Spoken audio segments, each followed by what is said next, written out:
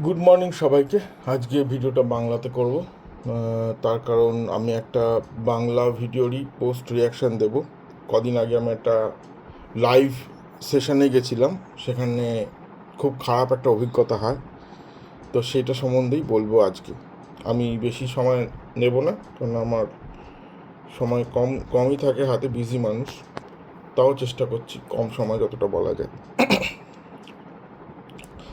তো আহ, অনুষ্ঠানটা মোটামুটি এরকম যে ওই চ্যানেলটা অ্যাকচুয়ালি কীরকম একটু বলা দরকার। চ্যানেলটা অ্যাকচুয়ালি ইসলাম ধর্মের সমালোচনা করে, আর প্রত্যেক সপ্তাহে একবার করে এরা হিন্দু ধর্মেরও সমালোচনা করে, ঠিক আছে। তো ইসলাম ধর্মকে সমালোচনা করে সেটা আমার জন্য অতটা রেলিভেন্ট নয়, এই কারণে যে আমি ইসলাম সমাজ থেকে বিলং করি না। সেটা ওরা করেন। তো সেটাই হচ্ছে চ্যানেলের মেন প্রোপাগ্যান্ডা। আমি গেছিলাম এই কারণে যে ওখানে হিন্দু ধর্মকে সমালোচনা করা হচ্ছিল, এবং এটা আমার একটা খুব পছন্দের সাবজেক্ট, হিন্দু ধর্মকে সমালোচনা করা। তো আমি এর আগের একটা এপিসোডে শুনছিলাম, জয়েন করার চেষ্টা করে ইচ্ছা করে জয়েন করিনি। শুনছিলাম কী আর্গুমেন্টগুলো হচ্ছে আর কি। সেখানে দেখছিলাম আমার মনে হচ্ছিল যে হিন্দু ধর্মকে সমালোচনা করার থেকে মনে হচ্ছিল যেন হিন্দু ধর্মের প্রচারটা বেশি হচ্ছে। কোন সংস্কৃত ফ্রেজ কী, তার কোন philosophical, of course Hindu philosophical, which is a bullshit philosophy, সেই হিন্দু ফিলোসফিক্যাল ব্যাকগ্রাউন্ড কী আছে ওই সব নিয়ে আলোচনা বেশি হচ্ছে, রাদার দেন ধর্মটাকে মানে সেই ভয়ঙ্করভাবে যে সমালোচনা করা যায় সেটা করা হচ্ছে না। তো আমি ডিসাইড করলাম যে নেক্সট উইক, মানে যেটা হচ্ছে গিয়ে এই লাস্ট উইকেই আর কি, মানে কারেন্ট উইকে আর কি, বা বুধবার দিনকে আমি জয়েন করে আমি শুরু করি একটা ওপেন এন্ডেড কোয়েশ্চেন দিয়ে। কারণ এইবারও আমি যেটা দেখছিলাম যে ওটা একটা আলোচনাটা মোটামুটি একটা এরম দিকে যাচ্ছিল যে ওখানে মানে সমালোচনার থেকে আলোচনা বেশি হচ্ছিল আর কি, আলোচনাটাই হচ্ছিল, সমালোচনা প্রায় হচ্ছিলই না। তো আমি শুরু করেছিলাম একটা ওপেন এন্ডেড কোয়েশ্চেন দিয়ে যে যাতে করে আলোচনার মোড়টা ধর্ম সমালোচনার দিকে নিয়ে যাওয়া যায়। তো শুরুতেই আমি মানে জাতিভেদ প্রথা নিয়ে কথা বলতে চাই, এবং জাতিভেদ প্রথার কথা তুলবার সময় আমি ডক্টর বি আর আম্বেদকারের কথা দিয়ে শুরু করি আর কি। তো বি আর আম্বেদকারের কথা শুরু করতেই যিনি হিন্দু ধর্মের সমালোচনা করবেন বলে মানে বলছেন, তিনি হাউমাউ করে রেগে গিয়ে মানে আমার একটা গোটা সেন্টেন্স যে শুরুই করতে দিলেন না, ঠিক আছে। মানে এটা হচ্ছে কি টিপিক্যাল ওই আরএসএস বা বিজেপি পন্থীরা যেটা করে, ওইটাই আর কি, মানে বলতে দেব না। তো আমার উচিত ছিল তখনই বেরিয়ে আসা, কিন্তু যাই হোক, যেটা হয়েছে সেটা বলছি।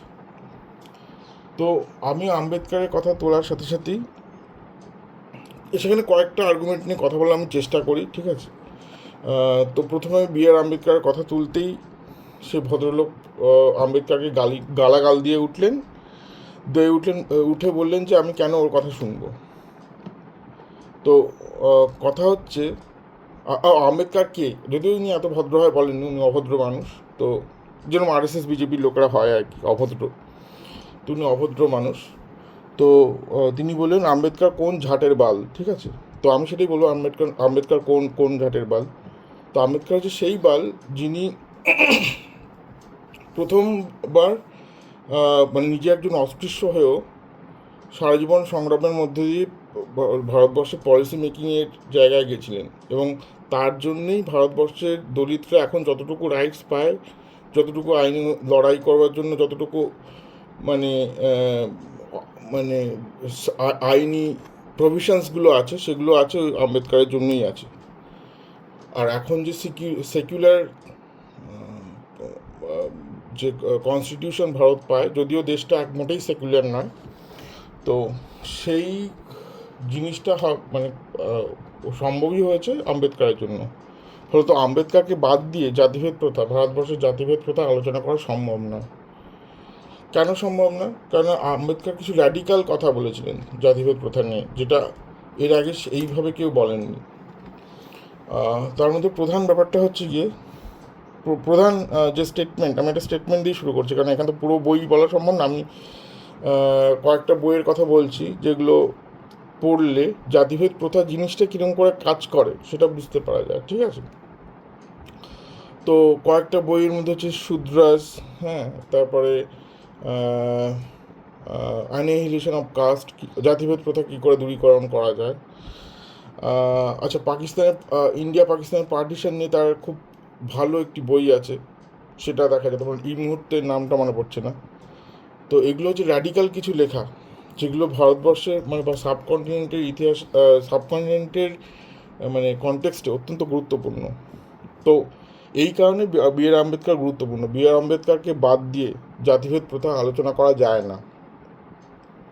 আচ্ছা, এই ভদ্রলোকের আরেকটা কথা কি না, আমি যদি জাতিভেদ প্রথা আলোচনা করতে হয় বা হিন্দু ধর্মের সমালোচনা করতে হয়, তাহলে হিন্দু ধর্ম জেনে আসতে হবে। হিন্দু ধর্ম জেনে এসে জানা না থাকলে হিন্দু ধর্মের সমালোচনা করা যায় না, এটা পরিষ্কার কথা উনি বলেছেন, ঠিক আছে? এখন আমার পজিশনটা ছিল যে না, ধর্মটাকে অ্যাটলিস্ট হিন্দু ধর্মের ক্ষেত্রে আমি বলতে পারি হিন্দু ধর্ম জানার দরকার নেই। কেন জানার দরকার নেই? কেন, হিন্দু ধর্ম যাদেরকে অপ্রেসড করে রেখেছে, মানে মোটামুটি ধরা যায় যে বৈশ্য বৈশ্য মানে যারা বিজনেসম্যান, সেই কাস্ট আর কি, বানিয়া, ওরাও তাও কিছু রাইটস উপভোগ করতে পারতো। কিন্তু শূদ্র, বৈশ্য এবং শূদ্র যদিও চারটে চতুর্বর্ণের মধ্যে পড়ে, কিন্তু চতুর্বর্ণের মধ্যে বৈশ্যরা মোটামুটি রাইটস পায়, শূদ্ররা প্রায় কোনো রাইটস পায় না। কিন্তু শূদ্রদের পরেও একটা অংশ আছে যেটা নিয়ে জাতিভেদ মানে সে অর্থে হিন্দু ধর্মের বইতে লেখা নেই যে শূদ্রের বাইরে হলে কি হবে, কিন্তু হিন্দু সমাজটাতে ওভাবেই চলে আসছে যে তার থেকে নিচে যারা আছে, মানে যারা শূদ্রের থেকেও নিচে, তাদের কোনো রাইটসই নেই, তাদের ছায়া মারানো হচ্ছে গিয়ে পাপ। এরা কিন্তু শূদ্রের থেকেও নিচু, ঠিক আছে? তো এই সমস্ত লোকেদের, যাদের হিন্দু ধর্মে কোনো শাস্ত্র পড়ার অধিকার নেই, তারা কি তার মানে ধর্মের সমালোচনা করতে পারবে না? ইভেনচুয়ালি পয়েন্টটা তো সেইখানেই, যে এই কারণেই হিন্দু ধর্মকে সমালোচনা করতে গেলে হিন্দু ধর্মের বই না পড়ে হিন্দু ধর্ম যে ক্লাস তৈরি করেছে সেই ক্লাস স্ট্রাগলের দিকটা মাথায় রাখলেও একদম ধর্মটাকে সমালোচনা করা যায়, এবং খুব পরিষ্কারভাবেই করা যায়।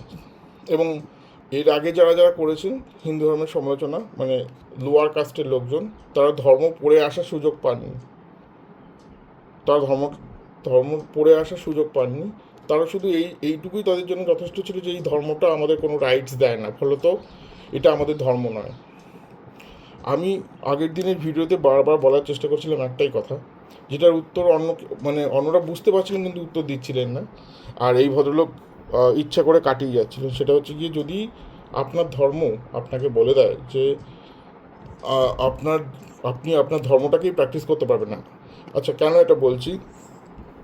কেন, হিন্দু ধর্ম অনুযায়ী, হিন্দু ধর্মে যে সমস্ত রিচুয়ালসগুলো আমরা পালন করি, ঠিক আছে, যে মানে বাচ্চা জন্মালো, পৈতের অনুষ্ঠান, হ্যাঁ, তারপরে ঠাকুর পুজো করা, ঈশ্বরকে পুজো করা, ঈশ্বরকে ওয়ার্শিপ করা, ঠিক আছে, পুজো তো সব জায়গায় হয়, ইবাদত করা, যাই বলুন। তো সেই জিনিসগুলো কিন্তু একমাত্র রাইটস আছে ব্রাহ্মণের, আর কারণ নেই। আচ্ছা, উচ্চবর্ণের দিকে আমি যাচ্ছি না, আজকে আমি মেনলি নিম্নবর্ণের কথাই বলবো। শূদ্রদের তো নিজেদেরকে প্রোটেক্ট করার অধিকারটুকু অবধি নেই। যদি আপনার বাড়িতে ডাকাত অ্যাটাক করে, তাহলে আপনি যদি শূদ্র হন, তাহলে ধর্মটা এরকমভাবে ফাংশন করছে যে আপনি অ্যাটাক করতে পারবেন না। আপনাকে আপনার নিজেকে প্রোটেক্ট করার কোনো রাইটস নেই, কারণ আপনি অস্ত্র চালাতে পারবেন না, অস্ত্র ধরার অধিকার আপনার নেই। সেইটার জন্য আপনাকে ক্ষত্রিয়র কাছে যেতে হবে, ক্ষত্রিয় আপনাকে প্রোটেক্ট করে দেবে। আমরা সবাই জানি কার্যত ক্ষত্রিয় কোনোদিনও কোনো শূদ্রকে প্রোটেক্ট করেনি। তো এইসব কারণেই আমি মানে যেটা আর কি পেরিয়ার বা আমাদের আম্বেদকর মহাশয় যেটা বলবার চেষ্টা করেছে, যে হিন্দু ধর্ম হচ্ছে ভেরিটেবল চেম্বার অফ হরার্স, নিম্নবর্ণের লোকেদের জন্য, মানে একটা অসহনীয় নরকীয় একটা কুণ্ড। যারা নিম্নবর্ণের লোক তারা একটা অসহনীয় নরকীয় কুণ্ডর মধ্যে থাকে হিন্দু ধর্মে, এরম অত্যাচার হয়। তো এবারে আমি একটা প্র্যাকটিক্যাল কথা বলছি, যে আমি কোনো মানে খেয়ালি পোলাও বানাচ্ছি না। একটা জিনিস খেয়াল করে দেখুন, যদি আমার এখানে কোনো বাংলাদেশি শ্রোতা থাকেন, বাংলাদেশে এত পরিমাণ মুসলিম লোক এলো কোত্থেকে?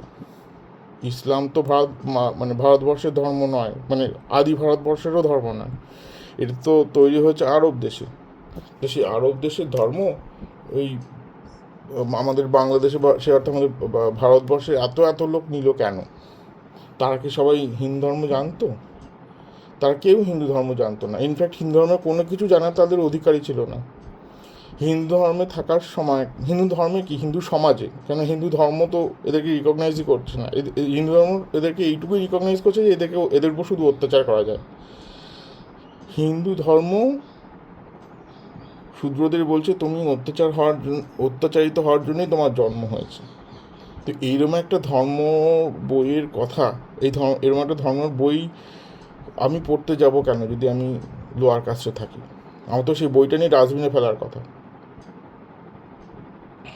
তো তো সেটাই কারণ, সেটা আমি বলবার চেষ্টা করছিলাম যে আপনার ধর্মই যদি আপনাকে বলে যে আপনার কোনো রাইটস নেই, এই ধর্মটা প্র্যাকটিস করারই আপনার কোনো রাইটস নেই, ঠাকুরকে পুজো করা, তারপরে তোমার বইপত্র, গীতা পড়া, বেদ পড়া, এগুলো পড়ারই আপনার কোনো অধিকার নেই, ধর্মের কোনো কিছু প্র্যাকটিস করারই অধিকার নেই, তাহলে আপনি কি বাই ডিফল্ট এরকম হয়ে যান না যে আপনি ওই ধর্মে বিলং করেন না? ধর্মগ্রন্থ তো সোজাসুজি কোথাও লিখবে না, যদি লিখে তাহলে তো সমাজটাই অন্যরকম হয়ে গেল। ও চায় সমাজে এমন একটা শ্রেণী থাকুক যাদেরকে অপ্রেস করবে উঁচু জাতের লোকেরা। কিন্তু যখনই এই কথা বলছে যে আপনারা কোনো কিছুই আর কোনো হিন্দু রিচুয়াল আপনি মানে প্র্যাকটিস করতে পারছেন না আপনার ধর্মের বই, তার মানে ধর্মের বইই আপনাকে বলে দিচ্ছে যে আপনি এই ধর্মের লোক নন। আমি শুধু এইটুকু পয়েন্ট আউট করার চেষ্টা করছিলাম। তো ওই হিন্দু ভদ্রলোক যিনি ছিলেন, মানে হিন্দু সমাজ থেকে উনি তো ক্লেম করছেন উনি নাস্তিক, হিন্দু ধর্মের সমালোচনা করছেন, তো সেই ভদ্রলোক কিন্তু এটা জেনে বুঝে এড়িয়ে গেলেন। আচ্ছা, আরেকটা কথা হচ্ছে গিয়ে হিন্দু নারী নিয়ে, ঠিক আছে? আচ্ছা, এটা আমি আম্বেদকরের আর্গুমেন্ট থেকে বলছি। তিনি বলবার চেষ্টা করেছিলেন যে হিন্দুদের নারীর কোনো জাতি নেই। এবার হিন্দুদের নারীর কোনো জাতি নেই মানেই হিন্দু নারীরা সে অর্থে হিন্দু ধর্মের নন। কেন হিন্দু ধর্মের নন? কারণ হিন্দু ধর্ম তার প্র্যাকটিস যারা করে তাদেরকে কাস্ট হিসাবে রিকগনাইজ করেন, ঠিক আছে? হিন্দু যেমন ব্রাহ্মণ কাস্ট। আচ্ছা, কাস্ট কিন্তু শুধুমাত্র ছেলেদেরই হয়, মেয়েদের হয় না। মেয়েরা হচ্ছে গিয়ে যেমন বাড়িতে গরু ছাগল থাকে তেমনি মেয়েরা থাকে।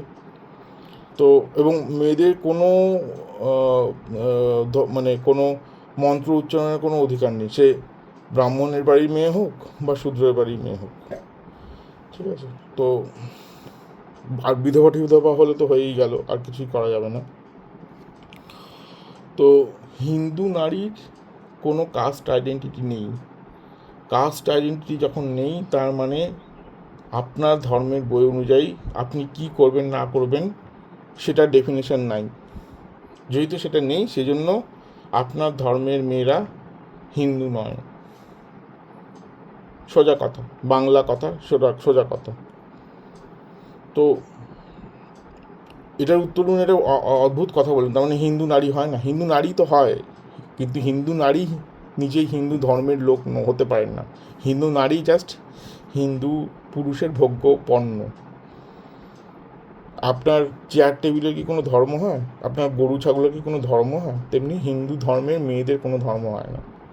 সোজা কথা। আমি এইটুকুই বলবার চেষ্টা করছিলাম। এবং দুঃখের কথা, ওই ভদ্রলোক, যার নাম কি একটা কি বাঁশবিহারী না কি যেন, সেই ভদ্রলোক কিন্তু বুঝতে পারছিলেন আমি কোন দিকে নিয়ে যাচ্ছি। তিনি কেয়ারফুলি আমার কথাটা চেপে দিলেন।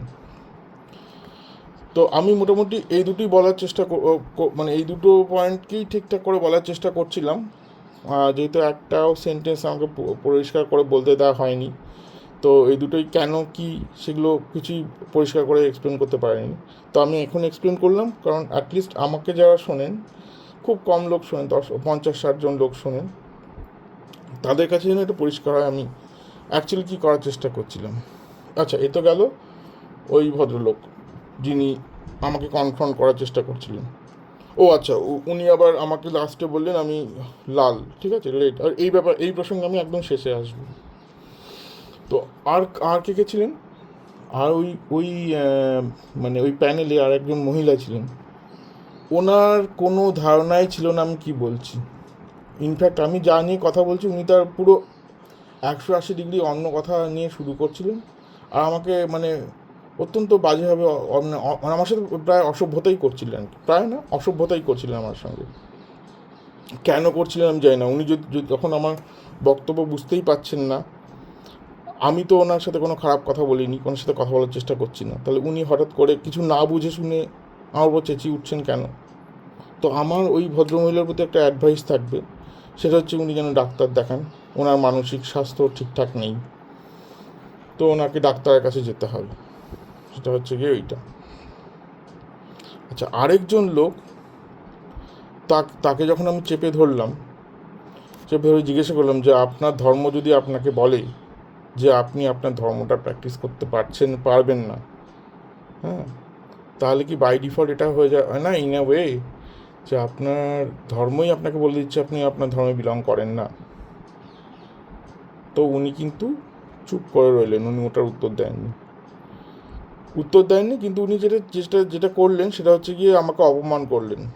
ওনার মনে হলো আমাকে অপমান করলে উনি বোধহয় বিশেষ কোনো বোধহয় ওই কোনো ওনাদের কোনো স্বর্গে ওনার জন্য কিছু মানে প্রাইজ থাকবে আর কি। তো বাংলাদেশের এই সমস্ত মানুষরা এই সমস্ত কাজকর্ম করেন, হ্যাঁ। আপনাদের তো মানে মানে আমি ওই প্যানেলের কথা বলছি। তো এই বাঁশবাবুর কথা শুনলে আপনার তো এই অনুষ্ঠানে আসার কথাই না। কারণ বাঁশবাবুর বক্তব্য হচ্ছে যে ওইটাকে জানতে হবে, ধর্মটাকে না জানলে নাকি ওটাকে সমালোচনা করেন। তাহলে আপনারা কী করছেন ওখানে? ওই ভদ্রমহিলা ঢুকে কিছু বোঝার দরকার নেই, শোনার দরকার নেই। কলা গাছ কী? কলা গাছ হচ্ছে আপনার মানে কি বলবো, আপনারা যেখান থেকে বিলং করেন সেটা হচ্ছে কলা গাছ। আপনারা বাংলাদেশের ওই সমস্ত অশিক্ষিতরা যেখান থেকে বিলং করেন সেটা হচ্ছে কলা গাছ, ঠিক আছে? ওটাই আপনাদের মানে ইন্টেলেকচুয়াল মানে কি বলবো, প্র্যাকটিস করার ওইটাই হচ্ছে আপনার গণ্ডি। ওর বাইরে আপনারা যেতে পারবেন না। কিছু একটা করতে গেলে আগে শুনতে হয়, কিছু একটা বক্তব্যে অংশগ্রহণ করতে গেলে, আর যদি না বুঝতে পারেন তাহলে চুপচাপ থাকতে হবে, আমি বুঝতে পারছি না আপনি কি বলছেন, দ্যাটস ইট। কলা গাছ কী? আগে পড়াশোনা মানে ধর্ম সমালোচনা ছেড়ে দিন, আগে একটুখানি পড়াশোনা করুন। কিন্ডারগার্টেন মানে নার্সারি লেভেলের পড়াশোনা শুরু করুন। সৌজন্য জিনিসটা কী সেটা বোঝার চেষ্টা করুন। যদি মনেই হতো যে আমার কথাবার্তা রেলিভেন্ট নয়, আমাকে বলতেন, আমি নিজেই বেরিয়ে যেতাম। যখন কিছু বোঝেন না। আর আচ্ছা, আরেকটা ব্যাপার হচ্ছে গিয়ে রেফারেন্স দেন করেন কেন? রেফারেন্সটা কার্যকরী যখন আমরা ইসলাম ধর্মকে সমালোচনা করছি, ওইখানে ব্যাপারগুলো ওরমভাবে কাজ করে যে সবাই ওই একটা বই ফলো করে, ওই বইতে যা লেখা আছে সবাই সেটার অধিকার আছে। আপনাদের মানে কি বলবো, যারা আর কি সমাজে মানে নর্দমা পরিষ্কার করছে এবং যারা বিএমডাব্লিউ চড়ছে, দুই পক্ষই ওই বইটা ফলো করে এবং দুই পক্ষই হজে যাওয়ার মানে অধিকারী, সব কিছু এটা আপনাদের ধর্ম দেয়। ফলত সেই ধর্মকে সমালোচনা করার জন্য কোরআনকে এফোর করা যায়, কোরআন খুলে বসে পড়া যায়। হিন্দু ধর্মের ক্ষেত্রে সেটা সম্ভব নয়। হিন্দু ধর্মে যারা নিচু তলার লোক, একমাত্র উঁচু তলার লোক ছাড়া আর কারো এইসব বই মানে পড়া তো দূরের কথা, ছোঁয়ার অবধি অধিকার নেই। ফলত একটুখানি যেটা বলছেন ভেবে চিন্তে বলবেন। আচ্ছা, লাস্টে হচ্ছে উনি আমাকে বললেন যে আমি হচ্ছি লাল, হ্যাঁ, আমি লাল বই খুব বেশি পড়ে ফেলেছি। তাহলে এই ক্ষেত্রে আমি মানে এটাকে আমি খুব অ্যাপ্রিসিয়েট করছি, কেননা একদম ঠিক। আমি কমিউনিস্ট আদর্শে বিশ্বাস করি। আমি মার্কস পড়েছি। আমি ভারতবর্ষের কনটেক্সটে যদি দেখা যায় তাহলে আমি চারু মজুমদার পড়েছি। আমি 1084 মা পড়েছি। আমি নকশাল আন্দোলনের ইতিহাস পড়েছি। আমি তেভাগা আন্দোলন পড়েছি, আর 100 বার পড়েছি। ভারতবর্ষের কনটেক্সটে, এমনকি বাংলাদেশের দিক থেকেও, যারা প্রথম রেজিস্ট্যান্স দেখিয়েছিল এই সমস্ত জমিদার যোদ্ধাদের এগেনস্টে, উচ্চ বর্ণীয় লোকেদের এগেনস্টে, তাদেরকে যারা সংঘবদ্ধ করতে পেরেছিল তারা এই লাল রাই। তখন এই বাঁশবিহারীর মতো লোকজন, যারা ধর্ম সমালোচনার নাম করে ধর্ম আলোচনা করতে আসেন, যখন নকশাল আন্দোলন হচ্ছে, নকশাল আন্দোলনের অনেক রকমের দিক ছিল, তার মধ্যে সব থেকে মানে এই বিষয়ে যেটা রেলিভেন্ট, বিহারের উচ্চবর্ণীয় ঠাকুররা আর কি দলিতদের গ্রামে ঢুকে দলিতদের মেয়েদের ধর্ষণ করতো, দলিতদেরকে খুন করতো, গ্রামকে গ্রাম পুড়িয়ে ছাড়কার করে দিত। তো নকশাল আন্দোলন যেটা হচ্ছে গিয়ে ওই কমিউনিস্ট আন্দোলন এক রকমের, তো সেই কমিউনিস্টরা দলিতদেরকে সংঘবদ্ধ করে প্রতিশোধ নিয়েছিল। ঠিক যেই পরিমাণ দলিত গ্রাম ধ্বংস করা হয়েছে, সেই সমস্ত ঠাকুরদেরকে খুন করা হয়েছিল এবং বেশ করা হয়েছিল। এখনও ভারতবর্ষে যে মোদি মানে বিজেপি গভর্নমেন্ট রয়েছে, বিজেপি গভর্নমেন্টের প্রধান টার্গেট হচ্ছে কমিউনিস্টরা। কেন জানেন? কারণ কমিউনিস্টরাই হচ্ছে কি প্রধান বিরোধী। যখন আচ্ছা, বাঁশবিহারী বাবু তো যথেষ্ট বয়স্ক মানুষ, হ্যাঁ, তো 1970 সাল নাগাদ নিশ্চয়ই তিনি যৌবনে থাকবেন। তো আমার ধারণা, যখন এই সমস্ত নকশাল আন্দোলন হচ্ছিল, তেভাগা আন্দোলন তো আরও আগের কথা, তো এই সমস্ত মানে মুভমেন্টগুলো হচ্ছিল, তখন ওই বাঁশবিহারীবাবু কী করছিলেন? উনি কি লেপের তলায় মুঠো মারছিলেন? আমার মনে হয় বাঁশবিহারীবাবু তখন লেপের তলায় মুঠো মারছিলেন। আর সেকেন্ডলি, আপনার যদি গেরুয়া বই, আপনি যদি গেরুয়া বই, আপনার যদি গেরুয়া বই পড়ার অধিকার থাকে এবং আপনি যদি গেরুয়া বই পড়ে ধর্মের সমালোচনা করতে আসতে পারেন, আমি লাল বই পড়ে 1000বার আসতে পারি। কারণ কমিউনিস্টরাই ভারতবর্ষে one of the leading figure, যারা ধর্মকে সমালোচনা করেছেন। শুধুমাত্র ওই মানে বাড়ির বৈঠকখানায় না, রাস্তায় নেমে রেজিস্ট করেছিলেন। আচ্ছা, বাঁশবিহারীবাবু তাহলে মতো লোকজনদের কেন তাহলে মানে কমিউনিস্টদের প্রতি বিরক্তি? কারণ হলো কমিউনিস্টরা হচ্ছে ব্রুটাল। ধর্ম সমালোচনার দিক থেকে এরা হচ্ছে ব্রুটাল। এরা সমস্ত ওই নেকুপুসুকপনা পছন্দ করেন না। করতে বসেছি ধর্মের সমালোচনা কি, আপনি কল্প কি সেই নিয়ে আলোচনা করছেন? আপনি একটা শুয়োরের বাচ্চা। এই বাঁশবিহারীবাবু যদি কেউ বলে একজন আছেন, ওনাকেই বলছি আমি, উনি হচ্ছেন শুয়োরের বাচ্চা। ওই পড়েছিলাম না ছোটোবেলায় সেই ভেড়ার ছাল পরা নেকড়ে, এরা হচ্ছে বাঁশবিহারীবাবুর মতো লোকজন, হচ্ছে সেই রকম। ও জানে, ও একমাত্র ওই গ্রুপের মধ্যে ওরই সেই বুদ্ধিটা আছে যে বুঝতে পেরেছি যে আমি কি করতে যাচ্ছিলাম। ওই জন্য ও সোজাসুজি আমাকে বললো যে আপনি খুব লাল বই পড়ে ফেলেছেন, আর আপনি ওই গেরুয়া বইয়ের বাইরে বেরোতে পারেননি। ঠিক আছে, এনিহাও আমি আর এইসব নিয়ে বেশি আলোচনা করতে চাই না, তার কারণ এসব কেউ শুনবেও না, এসব কারো ভালোও লাগবে না। আর অফকোর্স আমিও চেষ্টা করবো যাতে ভবিষ্যতে সমস্ত লোকেদের সাথে ইনডালজ না হতে। আমি আমার লেখালেখি আর সব নিয়ে বেশি থাকবো। ওকে, ঠিক আছে, তাহলে এতটুকুই আজকের মতো, বন্ধ করছি।